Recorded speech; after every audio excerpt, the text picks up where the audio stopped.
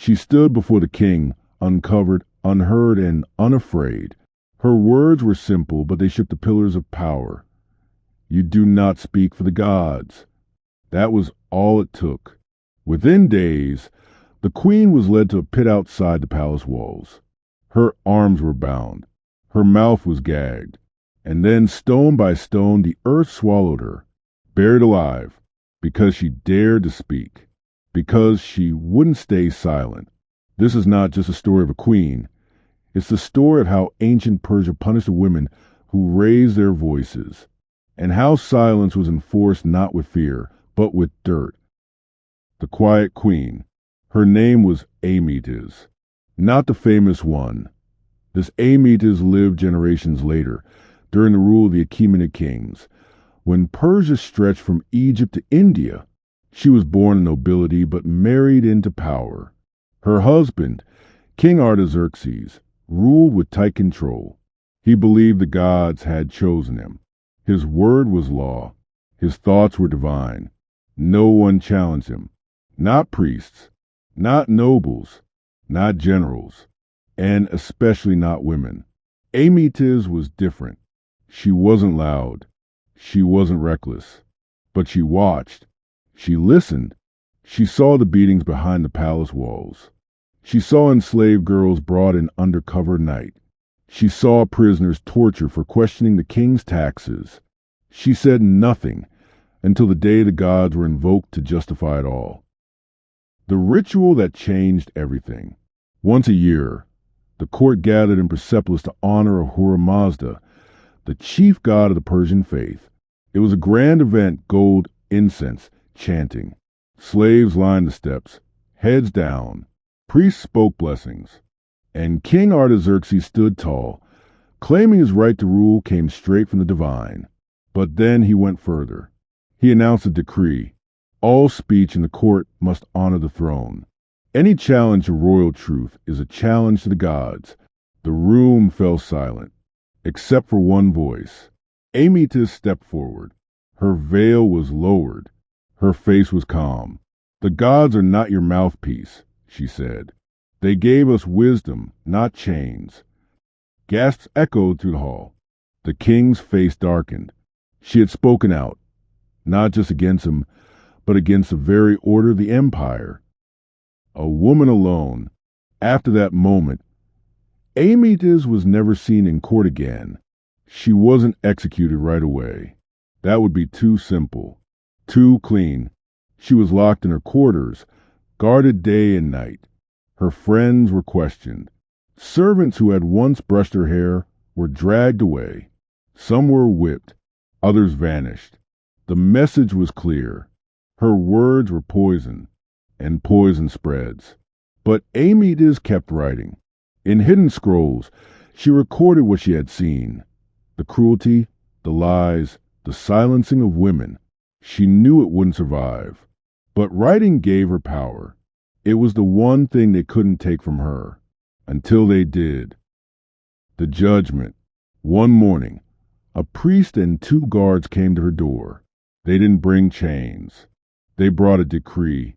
The court had ruled that Amytas had blasphemed. She had insulted the gods, weakened the throne, and sown doubt among the pure. Her punishment would not be death by sword. That would be too merciful. She would be buried alive. The ritual was ancient, reserved for those who defied both man and God. A punishment of silence. The body remains untouched. But the earth becomes the executioner. Amytas didn't scream. She asked only one thing. "May I wear my wedding veil?" They allowed it, but they tied her hands. The burial pit was outside the city walls, far from the palace, where no cries would echo. It was 6 feet deep, lined with rough stone. The bottom was cold and damp. They brought her at sunrise.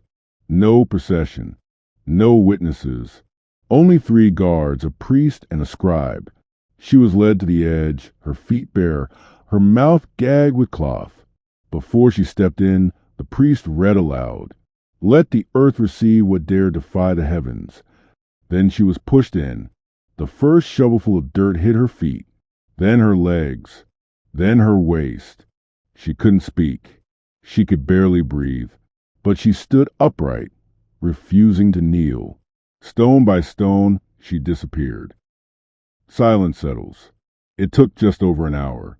By the time the last rock was placed, the sun was high. The guards walked away. The priest burned her scrolls. The scribe erased her name from court records. By nightfall, there was no sign a queen had ever stood there.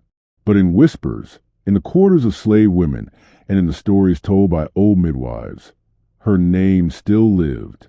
A queen who stood tall, while the empire tried to bury her voice. The Whisper Network. Inside the palace walls, no one spoke her name. But outside, in the shadows, in the kitchens, in the women's quarters, Amytis became something more than a queen. She became a warning and a symbol.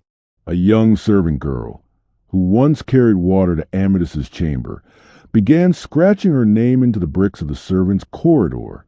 Another recited her final words in a whisper each night before sleep. The empire tried to erase her, but the women remembered. The ones who were beaten, the ones who had no names, the ones who also wanted to speak. And because of that, her silence spoke louder than ever. The Festival of the Sun. Months later, the king held a grand festival to honor the empire's gods and victories. Wine flowed, dancers performed, priests chanted. But something unexpected happened. A mural was unveiled, a grand painting to show the court's loyalty. But at the corner of the image, painted in soft gray, was a veiled woman standing beside a pit. It was small, easy to miss, but some saw it, and they knew it was the first quiet rebellion, and it had started with paint. A daughter's memory. Amytis had no children by blood, but a young noble woman named Rotogun had once served under her as a handmaiden. Rotogun had watched her speak out. She had seen her led away, and she never forgot it. Years later, when Rotogun married into another Persian line of royalty, she banned the ritual of live burial in her province.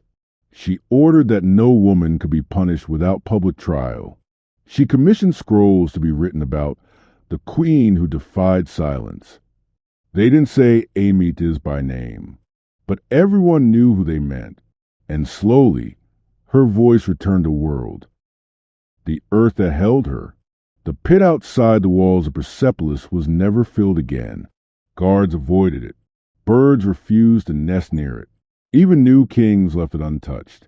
It was said that strange flowers grew around it, white, low, and bitter-smelling. Some believed it was cursed. Others said it was holy, but no one stood on it. No one dared. The earth had swallowed her, but in doing so it had preserved something, a kind of memory. The broken seal.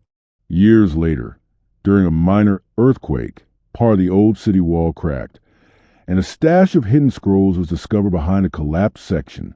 Inside were fragments of writing, faded, torn, incomplete, but one line stood out. They can silence my mouth, but not my truth.